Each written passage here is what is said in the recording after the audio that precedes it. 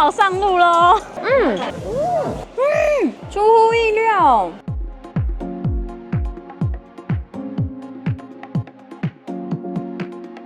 这个要买给社长，这个都500块耶，划算。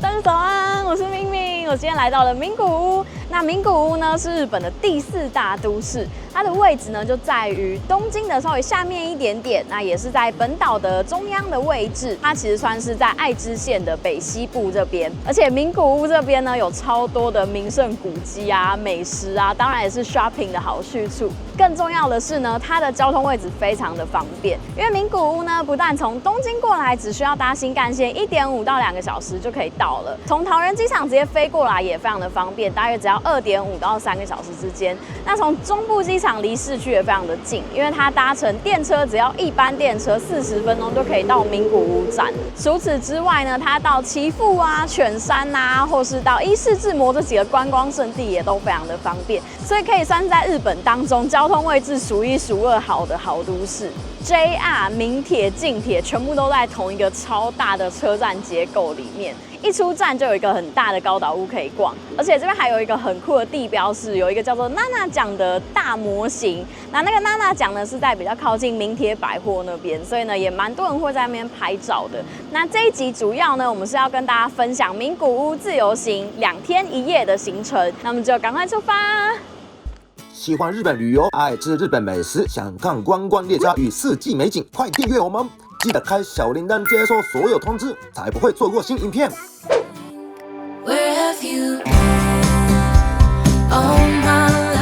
第一个景点，我们来到名古屋站这边的Tsubame Pan and Milk 这一家吐司名店，这家真的是超级有名，在Tabelog上面分数非常高以外呢，每天都在排队。刚刚我们也是排队排不久才进来的。那说到名古屋，大家一定都会想到 Morning Good， 就是吃早餐的这个文化嘛，所以我们决定第一站一来到名古屋就直奔这一家店来吃吃看。说到名古屋的早餐呢，我跟大家分享一下这个传统的由来。听说在1950年代呢，名古屋这边的商业非常的繁盛，那是以纤维为名，很多的客人都会在吃茶店一直谈生意，然后久坐等等的。所以呢，在同业竞争之下，他们就推出了 Morning Good 这个文化，那就是你点一杯饮料，它就会送你1份吐司，还有一个这个水煮蛋。这个文化呢也一直延续至今。可是呢，现在因为当然物价上涨嘛，所以呢，你点一杯饮料可能还会加一些价格等等的。那大家来到名古屋一定要试试看他们这个早餐文化。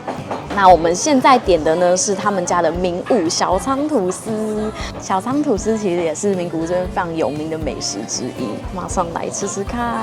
哇，好兴奋哦！然后这一家Tsubame Pan呢，真的非常的有名哦。听说他们的吐司呢是用100%北海道产的面粉制作而成。然后他们家的这个 Morning Good 的方式呢，是你点一杯饮料，然后饮料的单价再加150元就可以有这个比较基本款的奶油吐司。那如果加价250元的话呢，就可以吃到这个名古屋名物的小仓吐司，加一颗水煮蛋，好豪华，而且还刚烤出来，热腾腾的。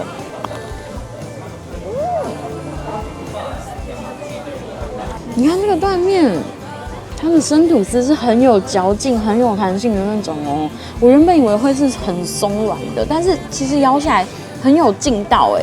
我觉得看一下背面这个还没有烤过的地方，应该就会知道。你看那个空气感，就会知道它真的是很真材实料，没有其他添加物的那种天然吐司。然后配上这个鲜奶油，原本以为会很甜，结果完全不会，刚刚好。那再来吃吃看那个红豆的部分，自己组合 mix 版。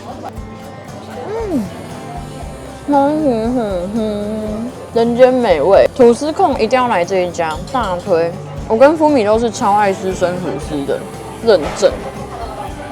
除了 Morning Good 的早餐套餐以外，他们也有这种非常可爱、很少女风的这一种饮料。大家想到名古屋的吃茶店，一定都会想到这种漂浮苏打的印象吧？所以呢，刚刚我们就也多加点了一个热量爆炸，但是好兴奋哦，超可爱的。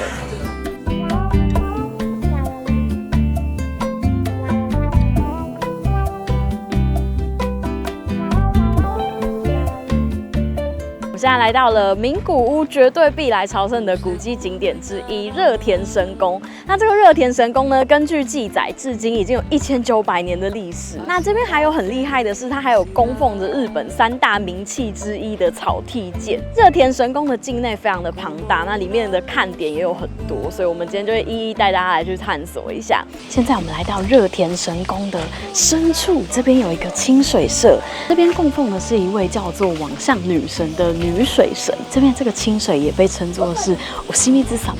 那听说用了这边的清水来洗脸的话，就可以有美容效果。然后如果洗眼睛的话呢，它也会有护眼效果，刚好就是我最需要的，所以我马上就来这边要体验一下。刚刚看大家的使用方式啊，都是往中间那边有一个石像，然后这样子舀水之后呢，会去泼它，还我飘飘机，好，这样就成功了。祈求有漂亮的肌肤，还有健康的眼睛。在热田神宫里面呢，这个楠树呢，听说是空海，就是弘法大师他亲自种植的。这一棵树啊，据说已经有1000年以上的历史了。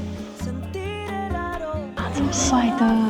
热田神宫这边啊，这边还有展示非常多像是国宝啊，或是重要文化财等级的神级宝物。那这边呢，在令和3年的时候也盖了一个草薙馆，展示了大约450把的名刀。一进来这个馆内，你就可以看到这些被珍藏的好好的这种国宝。那这个馆内呢，平常是不开放摄影的，但是因为这次我们有特别申请，所以呢有取得取材的许可，所以可以在里面摄影，分享这边的文物给大家看。那大家如果有来热田神宫的话，绝对要进来这边亲自体验看看，真的非常的震撼人心。在草薙馆这边，我觉得还有一个最酷的，就是他们有一个日本刀体验，是可以让你自己亲自举看看这个日本刀的。那我现在呢，在这边取的这个叫做 wakizashi， 那据说是武士的第2把刀，就是备用的小刀，跟真正的刀比较起来呢，它的重量比较轻一点点，但是还是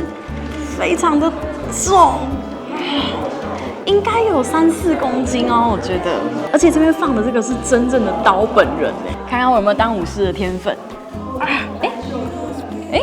意外的可以哎，可能平常不小心练太重。他有来的话，可以好好体验一下这个真正的本刀的重量。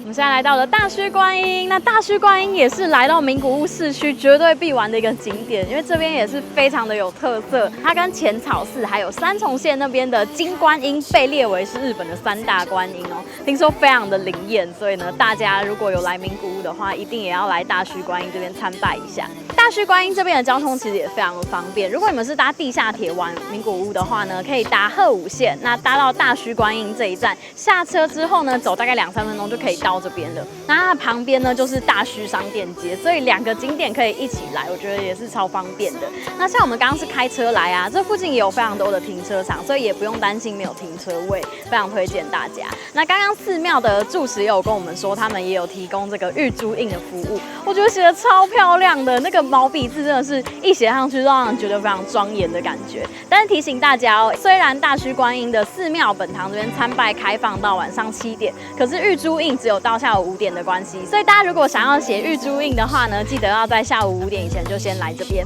也要记得带上你自己本人的玉珠印章哦。如果没有带的话是不可以写的，只能用那个印刷的，然后帮你盖日期章而已，大家要注意一下。我觉得一走进来就有感受到这边很庄严的那种气息耶，不愧是3大观音。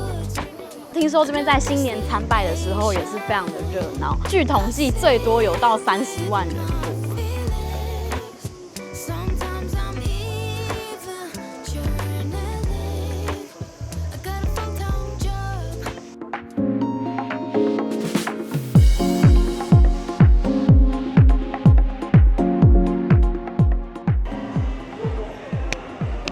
大须观音的旁边马上就是这个大须商店街，那大须商店街也是非常非常有特色，因为它到现在已经有400多年历史了哦。而且我觉得这边最有趣的一点啊，就是大须商店街非常的多元，因为它里面除了有很多电器街以外，还有一些 cosplay 的商店，所以算是一个蛮次文化聚集的地方。这边也有很多 B 级美食，就需要排队的庶民美食，然后也有很多古着店，这一点是我觉得最有特色的。那这边的古着店呢，呢，真的是便宜到不行。可以看到路边有很多那种移动式的花车，竟然有那种一件才500元的那种单品，我觉得超厉害的。这边真的是如果来好好挖宝，一定可以买到很多又便宜又很赞的宝物。你看，这个都500块耶，真的超级划算。虽然可能会让人觉得有一点旧旧的老牌的感觉，但是我觉得如果会搭配的人在这边真的可以买到很多宝物哦。我觉得这边真的很多元哎，就是各式各样的商店都有，不会像是比如说像中野可能就会想到比较是模型店呐，然后高原寺商店街可能就是古着，这边是完全整个大 mix 特 mix 全部都混合在一起，所以我觉得蛮有地方特色的。啊，5 kg 亚塞带，我要买这个，然后这个要买给社长。燃料 is 9，这个不是我的那个招牌金句吗？大家如果忘记的话，记得去看新斋桥那一支复习哦。其实很 Q。是哦。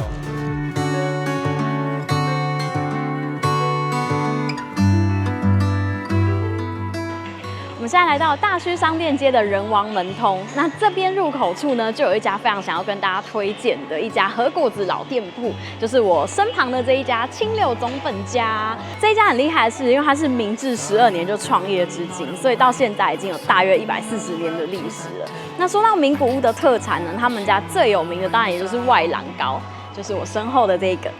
看各式各样口味都有哎，超级缤纷的。那外郎糕呢是用米做成的，所以呢吃起来就会有一点 QQ 弹弹，带有一点米的那种香味，然后又有点甜甜的。那除此之外呢，清流总本家他们还有一个非常有名的，就是开日曼珠青蛙馒头，这个也是一看就知道在台湾一定会超有人气的吧。所以很多人来到名古屋玩，绝对会买的就是这个他们家的开日曼珠，绝对必买的一个土产。它的这个开日曼珠啊，有分成抹茶口味、可西安就是红豆沙馅的。然后除此之外呢，他们家现在还有出另外一种，是把开日曼珠切一半，然后中间再加上有点像奶油夹心，或是其他不同种口味甜甜馅料，然后再冰起来吃。可以都豆子哦，这是他们家的新商品。像是最基础原味的就是这个 cream cheese。奶油起司跟柠檬口味，然后其他还有像是葡萄干啊、草莓啊跟地瓜。对，然后还有地瓜馅的，我都要马上来点一个。马上买了一个 cream cheese 口味的，然后它里面还有加一点点柠檬，所以呢非常期待，因为我很喜欢吃这种起司口感的东西。然后呢，大家可以看我背后这个，就是他们家的 logo。家徽是一只青蛙往上跳的图案，所以刚好也跟他们家的这个招牌商品相互呼应，我觉得超可爱的。我要吃喽！哦，出乎意料。我原本以为它咬下去只会有那个奶油馅，但没想到它里面还是有它原本的那个开日曼珠的那个可西安的红豆馅哎，所以好惊艳哦！因为它吃起来呢，就像是一般传统那种和果子有那种红豆的味道，但是呢前面又加了一层奶油，所以有一点那种日式混合西式的那一种感觉，好好吃哦！而且那个 cream cheese 奶香味很浓，然后里面又有一点咸咸酸酸的，就是有一点点起司的咸味，然后再加有一点柠檬的酸味 ，balance 平衡调的超好。一般和果子都会担心太甜，可是这一家不会，没有到真的很死甜的地步。但如果可以配茶或是咖啡一起吃的话，我觉得应该也会蛮适合的。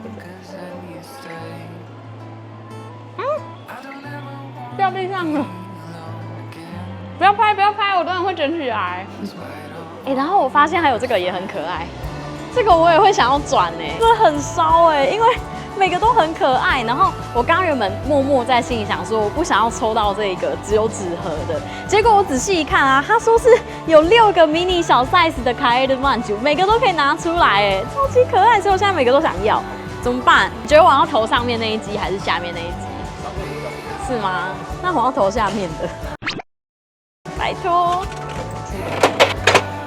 基本款的，好啦，也很可爱，留作纪念。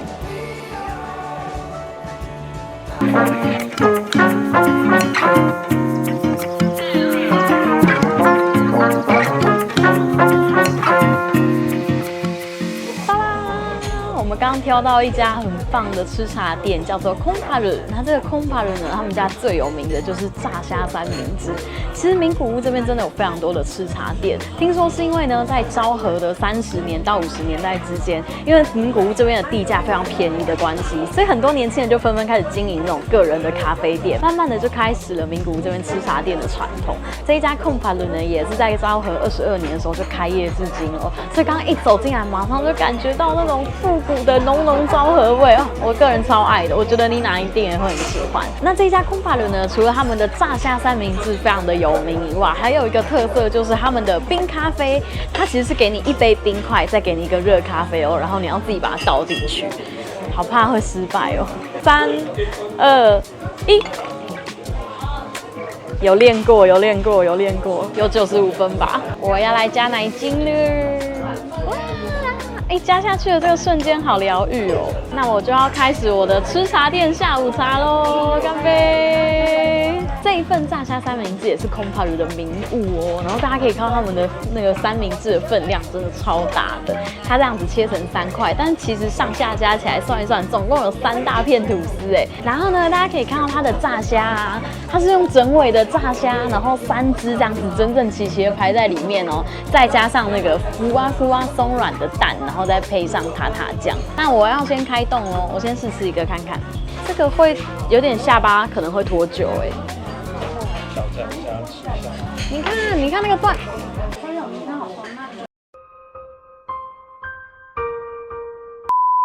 吃这个真的是需要一些功力。那我现在用双手带着敬意来吃吃看。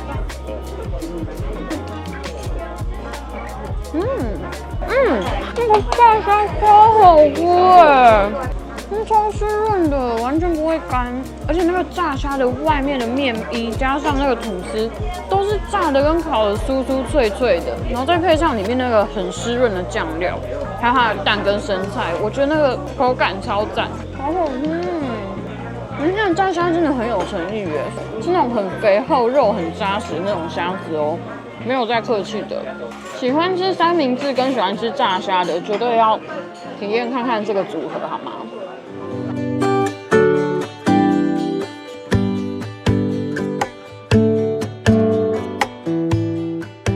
今晚住的这间饭店呢，叫做 Nikko Style Nagoya， 我非常的期待，因为在网络上看到它评价就超级好，而且呢，这一间饭店真的是以细心出名的。然后呢，在开门之前，我就发现第一个小细节了，大家有看到吗？我们今天住的是14楼的1417号房，然后后面这个盘子呢，它是名古屋这边的鸡翅哎，因为大家应该都知道名古屋这边鸡翅非常有名吧，所以外面的这个每一间房间的房号呢，它其实都是用很有名古屋特色的图案来做成装饰哦，超级可爱。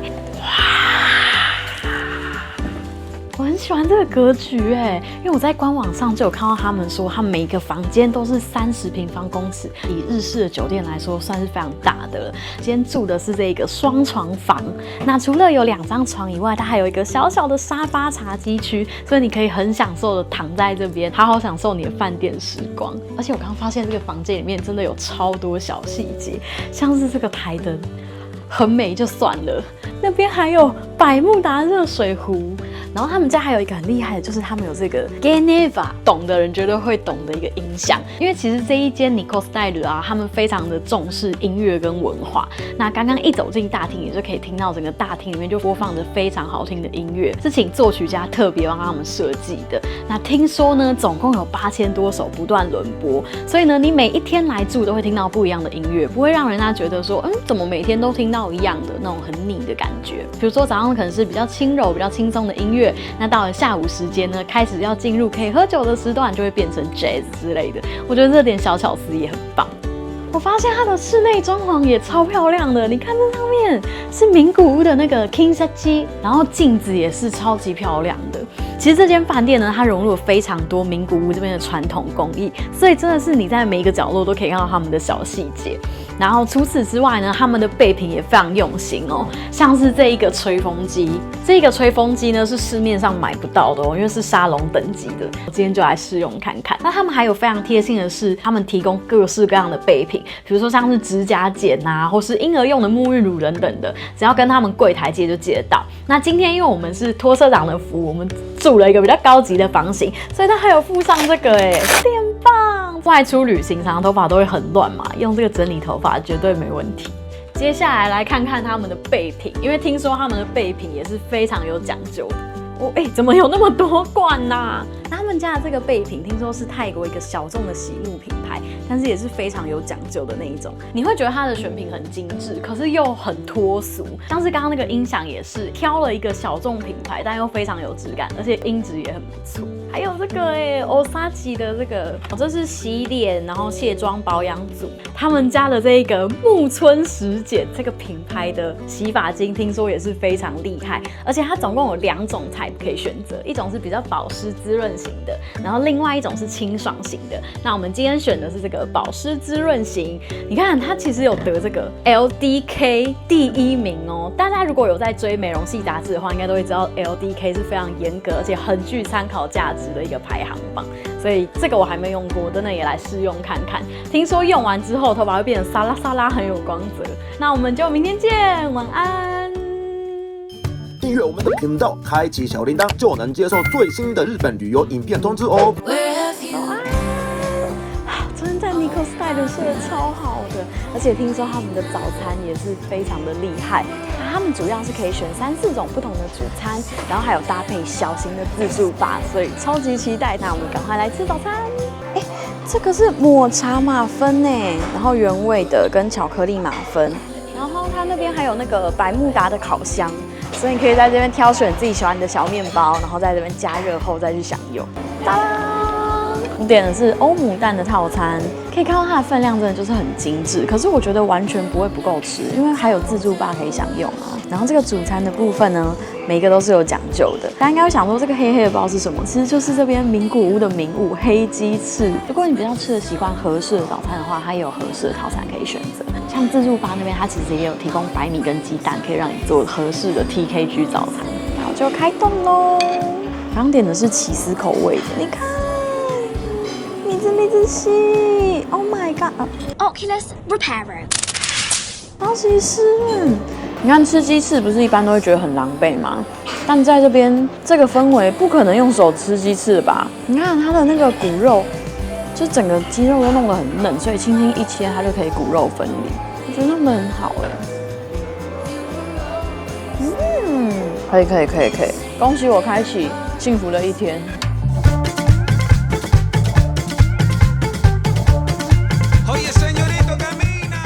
我们现在来到了乐高乐园，那这个乐高乐园呢，也是近期名古屋超红的一个景点。我刚一来到门口就觉得超兴奋的，因为从外面就可以看到很多很大型的乐高建筑。那我们马上就进去来体验一下，那个好可爱哦！你看那个时钟，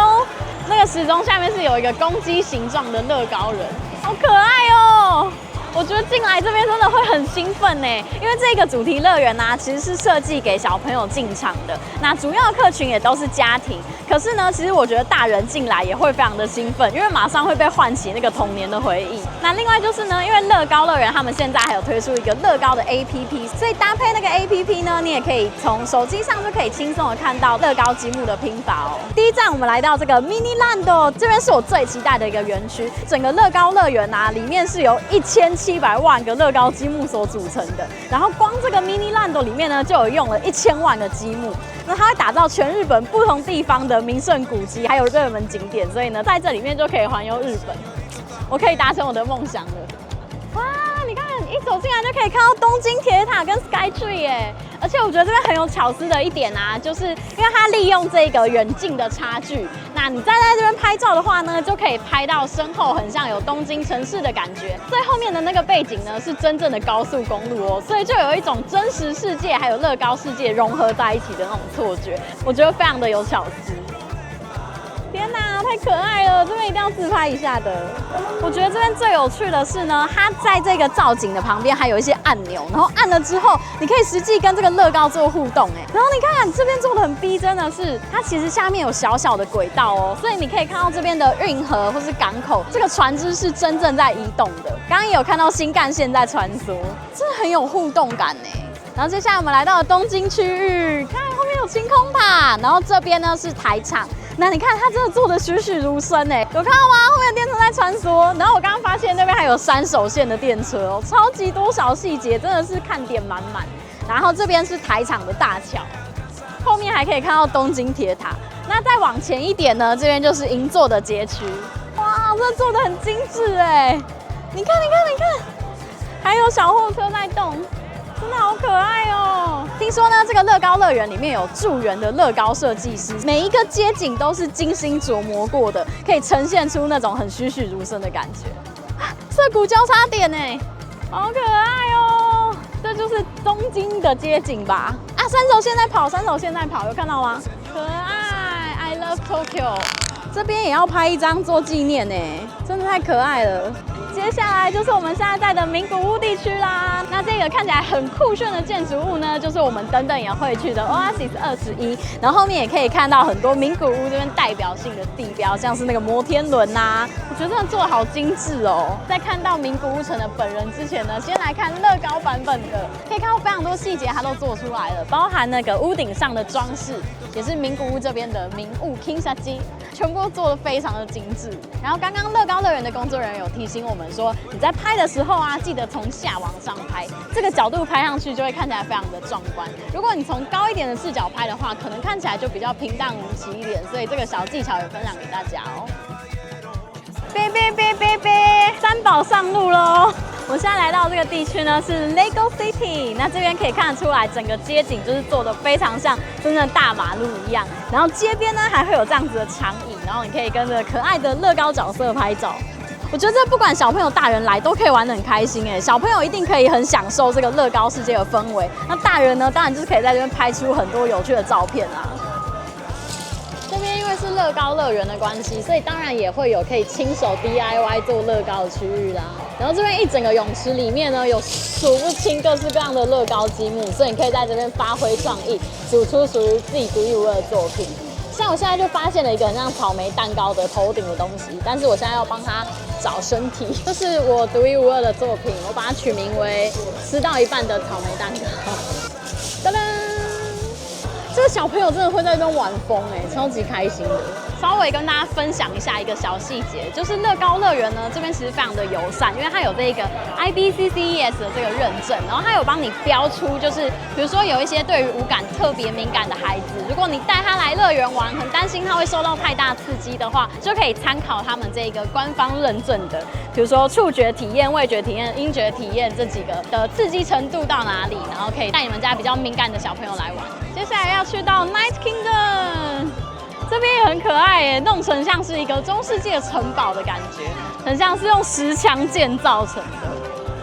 然后在这边也有餐厅，可以让你用餐或者在这边小小休息一下。而且我觉得在这边拍照也可以拍出上传 IG 的好照片，因为这个布景真的是在其他地方拍不到的。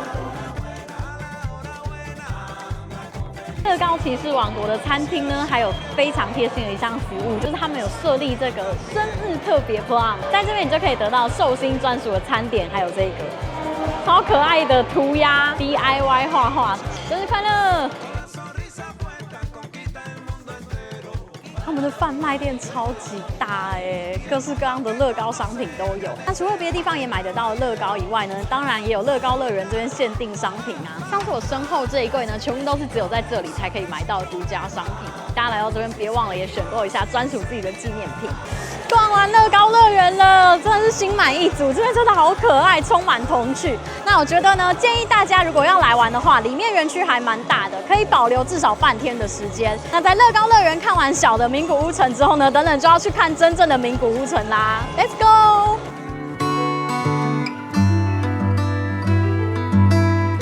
好，我们现在到了名古屋城。名古屋城呢，也是大家来名古屋绝对会来的景点吧，因为它被列为日本的3大名城之一，而且历史非常的悠久哦。据说是德川家康下令建成的，如果我没记错的话，应该是在16、12年就建成了，所以至今已经有400多年的历史。但是非常遗憾、很可惜的是，在第2次世界大战的时候呢，有部分的建筑物因为战争的关系被摧毁了，所以呢，现在我们看到的是重建修复过的版本。但是呢，走过来这边还是可以感受到那种历史的气息，所以非常推荐大家来到名古屋，绝对不要错过这个名胜古迹景点。那这一次有一点点微残念的是，虽然我们来到了名古屋城，但是看点之一的天守阁因为刚好在维修中，所以很可惜没办法拍给大家看。但是呢，大家来名古屋玩的时候可以碰碰运气，看修好了没。哇，我觉得在蓝天下，名古屋城真的很漂亮哎。然后这边这个小帐篷呢，是你可以在这边拍照做纪念，会有工作人员特别帮你拍。而且我觉得这一点就可以看出日本人在配色上真的很用心。不知道大家有没有注意到，这边这个帐篷的颜色其实跟名古屋城的颜色很接近。我觉得他应该是故意把它弄成这样子相同的颜色，这样颜色上比较不会有冲突。你看日本人真的是美学，每一个细节都有兼顾到，好赞哦！拍一张1500元，是很好的纪念照。耶！1、2、3。名古屋城这边啊，除了有城堡可以看以外，其实还是一个很知名的赏樱景点。而且我现在站的这一棵树啊，仔细看发现它是枫树哎，所以到了秋天一定也会超美的。来到名古屋城有一个绝对必看的看点，就是我身后这个名古屋城屋顶上的金虎，有看到吗？那个金金的装饰，那个金虎啊，其实是传说中的一种神兽，而且它也是名古屋这边象征性的符号哦。那它的头呢是有点像老虎的形状，那后半部呢是有点像鱼的尾巴的感觉。据说这一种神兽呢放在屋顶上就可以祈求防火，因为它可以召唤水汽，所以呢就能达到防火的作用。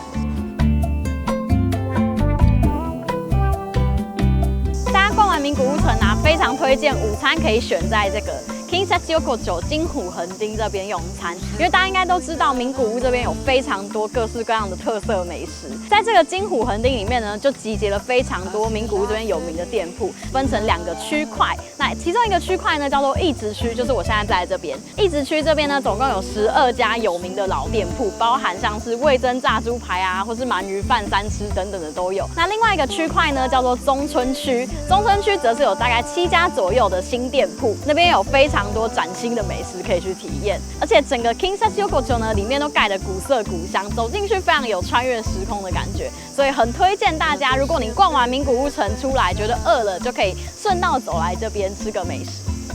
我们现在在这个入口处，今天我的目标呢是要吃一家叫做哑巴东石场洞的味噌炸猪排，好饿哦，已经想吃午餐了，很有氛围耶！你看从外面就可以看到这种古色古香的建筑，而且刚好因为现在夏天嘛，所以呢，整个新绿搭配这个古色古香的建筑，然后又有蝉声，氛围感爆炸。因为金虎据说是可以召唤水的神兽，所以你看这边有一个可以让你装水的地方，也是做成金虎的造型，超可爱的。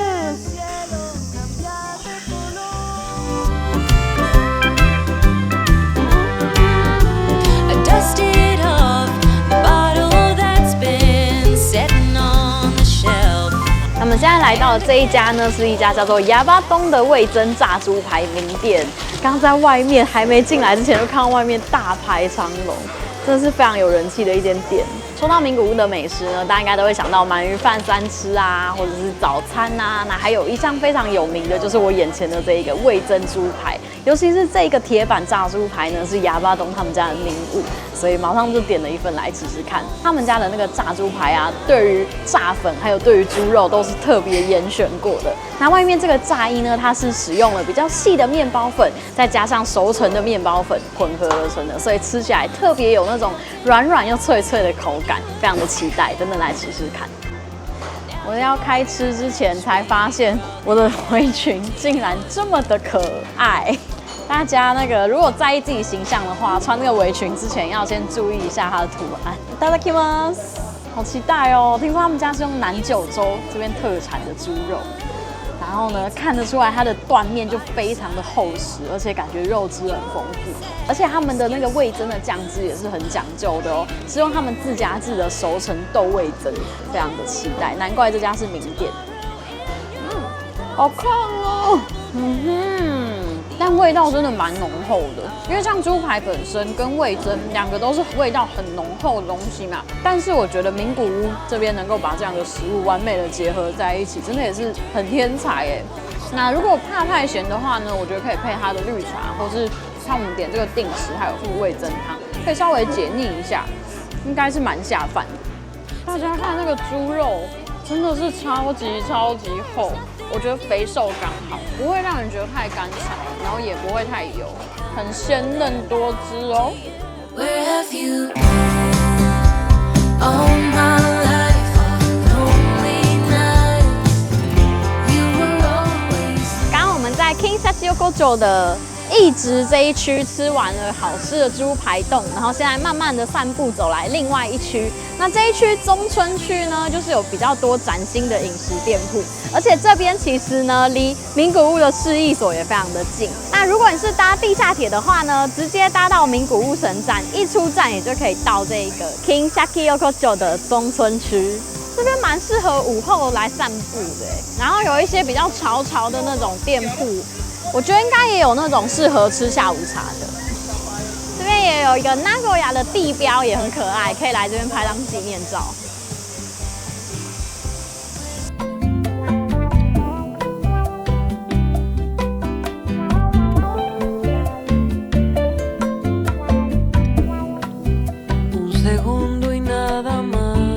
晚餐我们来到这一家 Yama， 那这一家呢就是非常有名的鸡翅名店 Sekai no Yama， 讲世界的三酱的更高阶一点点的版本，所以刚刚可以发现一走进来店里面就有一种很高级然后很沉稳的气氛。那当然他们家的特色也是这个名古屋鸡翅啊，而且更厉害的是他们家对于鸡肉料理非常的讲究，除了一般的鸡翅以外呢，你还可以吃到名古屋这边有名的交趾鸡，然后还可以吃到金爽鸡，所以可以吃到很多高级的品种。名古屋的鸡翅有2种流派，像 Yama 这一种的鸡翅呢，就是上面布满了满满的 Maboroshi no Kosho， 就是梦幻胡椒，所以呢吃起来是比较带有一点点胡椒味感的。那马上来吃看看。然后刚刚啊，店员很贴心有教我们吃法，他说先把这个骨头扒开，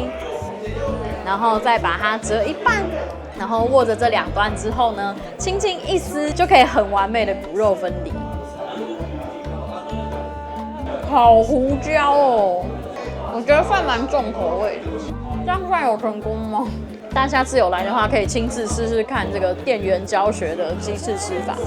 再来吃吃看他们家招牌的这个名古屋交趾鸡。很酷哎，这个我其实不知道中文是什么哎，那日文的话是tataki，有一点像是酥肥那样子凉凉的鸡肉，然后吃起来会有嫩嫩的那种口感。然后他们家的这一道料理啊，是用名古屋交趾鸡的鸡胸肉，然后拿去做酥肥，就是低温熟成那种的烹调方式，最后表面上再稍微炙烧，所以呢会看到它那个外皮有一点那种酥酥焦焦的感觉，再配上这个柚子醋。超适合夏天的，很清爽，而且这个也非常的下酒，推荐给大家。还有最后他们家还有这个超级销魂的亲子冻，有看吗？中间那个蛋黄，听说他们家除了鸡肉以外呢，连蛋都非常的讲究。那大家应该知道日本都有西妹这个文化嘛，就是喝酒吃饱了之后呢，最后还要来一点主食，所以呢建议大家就是最后吃完可以再点一个他们这个西妹的亲子冻。那另外如果你是中午过来的话，他们也有提供亲子冻的午间套餐，而且因为这家店位置很方便的关系，它就在名古屋站的旁边，不管你是中午逛到名古屋站这附近，还是要离开前想要在这边吃个晚餐，都可以来这家Yama销魂。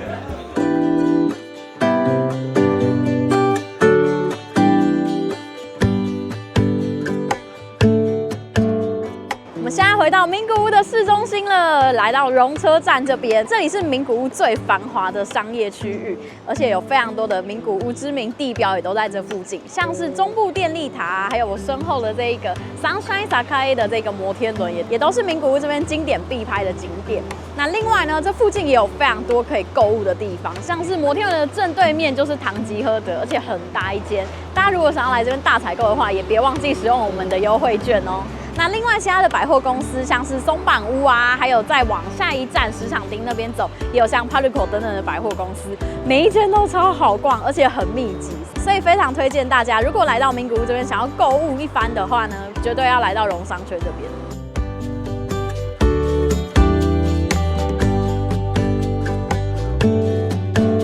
名古屋的最后一站，我们来到这边也是非常知名的景点绿洲21。那这个绿洲21的建筑呢，非常有特色一点，就是它有一个飞碟造型的一个广场露台。这个露台其实是可以免费搭电梯上来的哦。那这边也有一个很浪漫的名字，叫做水之宇宙船。这个水之宇宙船呢，听说夜景非常的漂亮，但是我们今天选在日落时分过来，我觉得也别有一番风味耶。因为太阳刚好从落日的角度照下来，会让那个水面波光粼粼的，所以也非常的漂亮。而且在这边呢，你也可以同时看到这个漂亮的水面，加上后面的中部电力塔，我觉得也蛮不错的。另外，这个绿洲21下面也是一个购物中心，所以这边也是逛街的一个好地点，非常推荐大家把这边当做最后一站，在购物一番之后呢，又可以欣赏名古屋定番的景色，然后再满载而归。好，希望大家会喜欢我们这次分享的名古屋2天1夜行程。那我自己觉得超级充实的，去了好多地方。然后名古屋这边美食也真的非常好吃哎，像是我们有吃到那个炸猪排啊，然后还有第一天我们去的清流总本家那个开日曼吉，我也觉得超好吃的。这边的炸鸡翅也是绝对必吃。那我觉得整趟旅行让我最印象深刻就是名古屋有很多不同风格的景点，像是历史景点也有，然后购物景点，然后美食又一大堆，而且还有这次住的饭店让我很满意。这次的景点分享给大家，希望大家如果有来名古屋的话，也可以参考我们这次推荐的景点哦。你喜欢买日本药妆或电器吗？那一定要用我们的优惠券，不管是松本清、Big Camera、藤井和德、多进屋，超多优惠券，让你免税又能再打折。现在就赶快到乐吃购日本下载吧！那如果喜欢我们的影片呢，记得帮我们按赞、订阅、分享，开启小铃铛，才能在第一时间接收到最新的旅游资讯。另外，我们现在也开始了一个新的活动。如果你对日本旅游有任何的疑难杂症，有想要问的问题的话呢，欢迎在下面留言告诉我们。那我们之后就会挑选几个问题，亲自拍影片回答你哦。那我们就下次再见了，拜拜。